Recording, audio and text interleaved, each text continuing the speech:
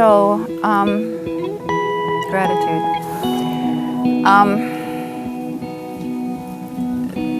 So I've been talking about being a survivor of childhood sexual abuse, and when I was still in a place of being walled off and having all of that memory and trauma and contained and pushed away, my experience of gratitude was of being polite and following etiquette and saying thank you. But my capacity to receive was zilch. It was shameful to need, so it was impossible to receive. And gratitude is at its heart the practice of receiving from another or from God. So in the process of that recovery journey, that healing journey, when all hell broke loose and it all came out, all of this trauma that I had contained, and all of the despair, and all of the anguish, and all of the anger and horror of it all, when it started to spill out of me, and I began to discover a whole different me. I mean, I began to come alive, although it was incredibly messy and was tearing our marriage and family apart because I was so not contained anymore. I began to experience a whole new kind of gratitude. I could wake up from a night of flashbacks and nightmares and sit at the table in front of a piece of toast and a cup of tea and find myself saying thank you in a way that I never experienced. Everything became a gift. And gratitude's become almost like breathing. It's like this intake of all that goodness and love that persevered and healed me. So it's becoming that little kid, right, in Jesus' arms. And so one of my favorite stories about gratitude is when our grandson was 2 and experiencing his first real Christmas in which he had any kind of language. He did this really amazing thing. He would open a gift. He would look up at the person who gave it to him and he would say, "You gave it me?" And he would put the gift down and he would run across the room to us and throw his whole body into us and wrap his arms around us and say, "Thanks, thanks." And in those moments, and he did this over and over again, his capacity to receive, to experience gratitude was, you could see the relational reality of what gratitude is. He was receiving the gift, he was receiving our love, and he was returning that love spontaneously without thinking and without any shame, any hesitation. All of that had been robbed from me as a kid, but I'd gotten all that back, right? That capacity to experience gratitude as a relational experience.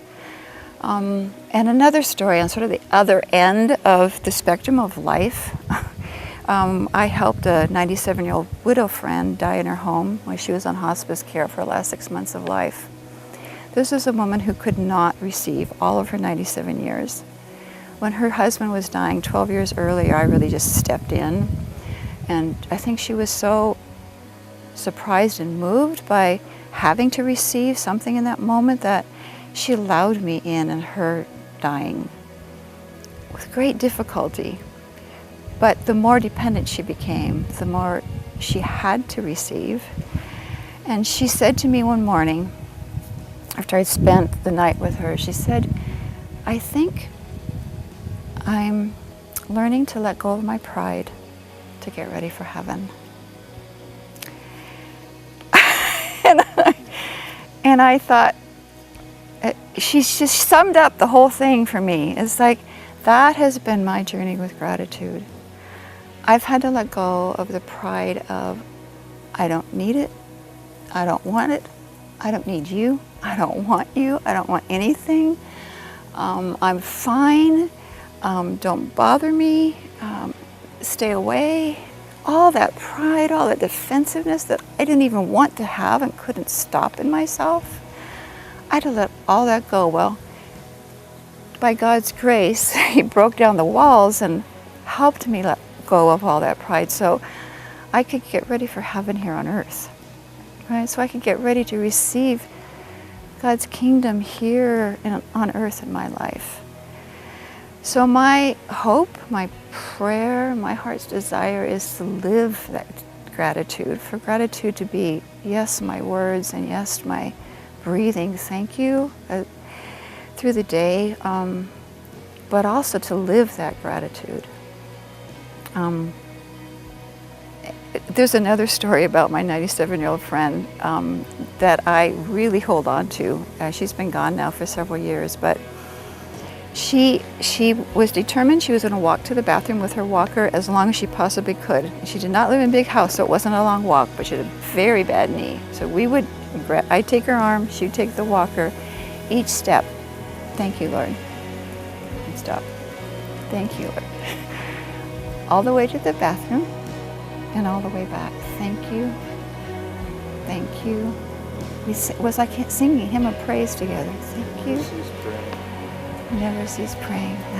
That is it. It's the thank you, thank you. And when you start experiencing that and seeing it, it kind of jumps off the page of the New Testament letters. You know, give thanks in everything, thanksgiving, right? It's not a Pollyanna, pretend everything's fine. It's the breathing out yes and thank you to God. That God is here with us, that God is in this with us. That God is holding us and bearing witness to both our suffering and to our healing. I am so grateful for God's redeeming love in my life, for letting me have myself and others in God. It's hard to even say words that express it. Thank you, yes. In silence, yeah. Arms wide open, yeah. And hands open, yeah.